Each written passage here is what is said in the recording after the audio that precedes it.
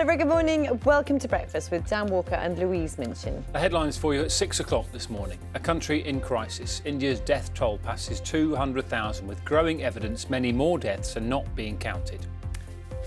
We've spent the day with staff at one of Delhi's main hospitals struggling to cope as the pandemic spreads and supplies run low. They call us God. That makes us so emotional because we can only do so much. Gearing up for the big event. Good morning. The first in-person business conference since the pandemic began gets underway in Liverpool. You'll need to prove you're COVID-free, but then there's no masks or enforced social distancing. Will it provide the boost the industry desperately needs? UK cruising is making a comeback this summer. I'm in Rosyth finding out the challenges facing operators. Good morning. An away goal for Chelsea in the Champions League, but will Pulisic's strike in Madrid be enough to get them to the final?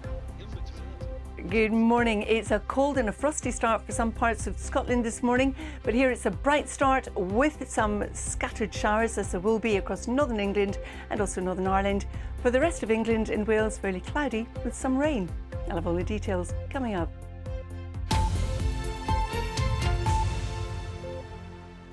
Good morning, it's Wednesday, it's the 28th of April. The top story for you this morning is that India has now seen more COVID cases in the last 7 days than any other country. The recent surge of infections has taken the official death toll past 200,000, but frontline workers say the real number is much higher.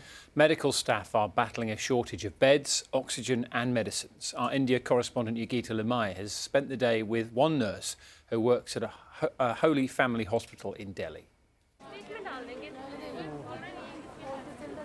Years of training, but nothing could have prepared them for this. Manjusha Matthew, a nurse and the mother of 3 young children. A new patient is brought in. Seema oxygen mask लेके आ जाओ खड़ा कर दिया box में अरे oxygen cylinder अभी रुको She's constantly scanning how others are holding up. Treating as many as they can. सब लोग सोच रहे हमारे हाथ से ठीक हो जाएगा. People say, "Sister, please save our loved one." They call us God.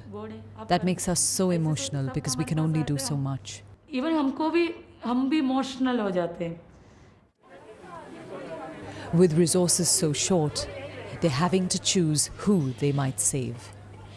Decisions they should never have had to make. बीच-बीच में हमको रोना भी होते. वो feelings हमको वो तो नींद में. At times we break down. वैसे तो Some nights I wake up crying, but I also feel a sense of satisfaction that I'm doing something to help.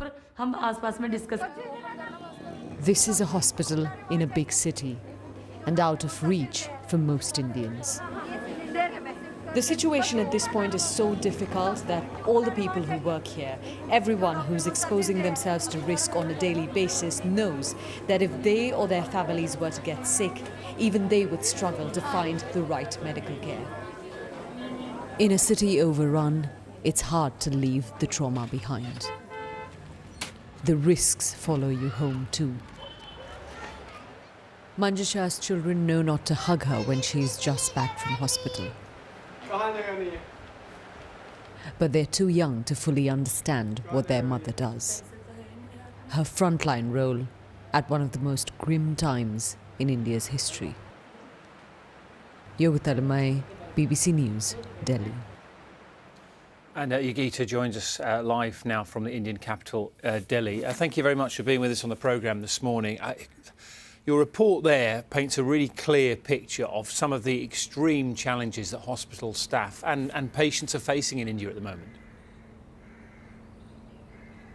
That's right. It's hard to believe that the scenes we're seeing are, taking place in India's capital, which has among the best healthcare facilities in this country. We've been to so many hospitals over the past few weeks. Everywhere we have seen people struggling to get a hospital bed, even oxygen supplies for their loved ones. I've seen people who've brought their families in the back of cars, in the back of auto rickshaws, literally just going from place to place in the city, begging, pleading for any help that comes forward. What we've seen also in crematoriums is, ambulances sort of loaded with dead bodies coming in. And lots of frontline workers say that the real scale, the real death toll is not what is reflected in official numbers. And obviously this is what is happening in the capital, Delhi. In smaller areas, there are fewer medical facilities, fewer supplies. It's hard to imagine what is taking place in those areas. You talked there about the death toll numbers, which I know have been questioned by various people. I just wondered, is there a feeling in India that this is like the eye of the storm? Are things going to get better, and how long might that take? Well, it's difficult to say. There are some parts of India, very few of them at this point, that are the western state of Maharashtra, for example, for which Mumbai is the capital, where the figures are... I'm afraid we had a few technical difficulties there speaking to Yogita, but you got from her piece there just the scale of the problem in India, the sheer numbers, and the fact that the health system is really struggling to cope with that. We're focusing on that throughout the programme today, and in fact the BBC, across the BBC, and that's the focus as well. So we'll have more on it a little bit later. A single dose of COVID vaccine can cut transmission of the virus by up to half, according to a new study by Public Health England. It found that people given either the AstraZeneca or Pfizer jabs were less likely to pass infection on to others living in their homes. John McManus has more. The public health message has been clear for some time. Receiving a vaccine is the best way to avoid becoming ill with COVID-19. This new research, though, has found that vaccination has a second benefit. A single dose of some vaccines can cut transmission of the virus by up to half amongst people who become infected after receiving a jab. The findings from Public Health England show that those who caught COVID-19 3 weeks after being given either the AstraZeneca or Pfizer jab were between 38 and 49% less likely to pass the virus on to those they lived with. Both vaccines require 2 jabs to be fully effective, but it now appears just 1 injection still helps to halt the spread of COVID to others.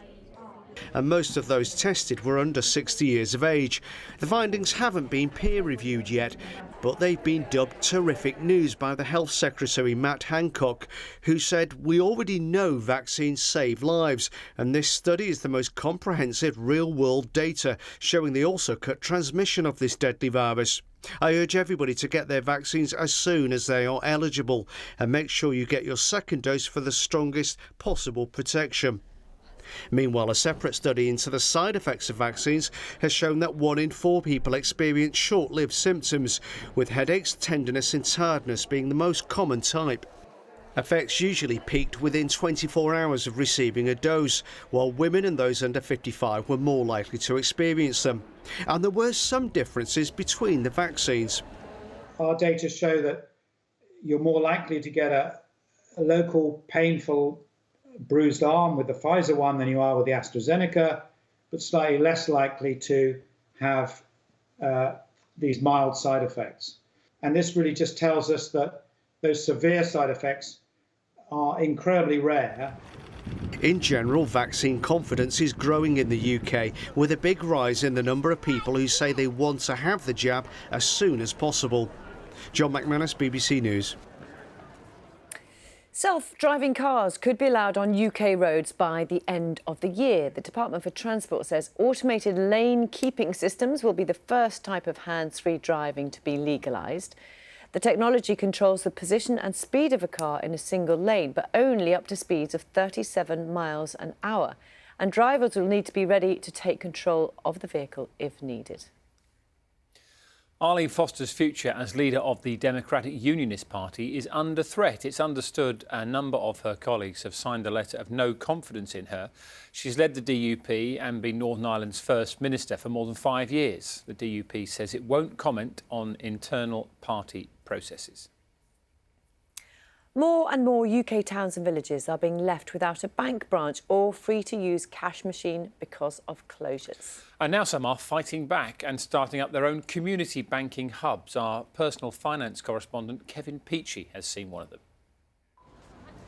It's market day in Rochford, but since the last bank left town more than 3 years ago, locals and traders have had to travel miles to withdraw and deposit cash. Until now. This former carpet shop is 5 banks in one, with a regular counter and mainstream bank staff visiting once a week for trickier transactions. We've had one lady that came in and said, thank you, you've changed my life. And that's not an understatement when they said we've got vulnerable members of the community that have struggled with travelling far, so to have this on their doorstep has been a lifeline for them, really. Rochford is gone so quiet.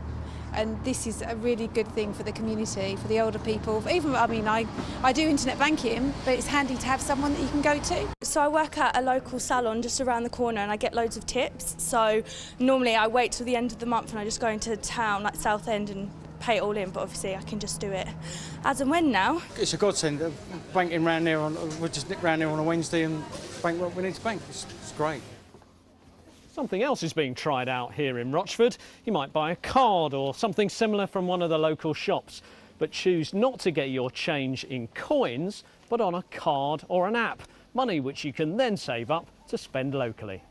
If it brings in trade, then everyone's happy. We're here to provide for the customers. If they want to give us cash, cards, we're happy either way. As long as they give you something. Yeah, as long as we're getting our money, we're happy. In Rochford, they're laughing all the way to the new community bank. Kevin Peachy, BBC News.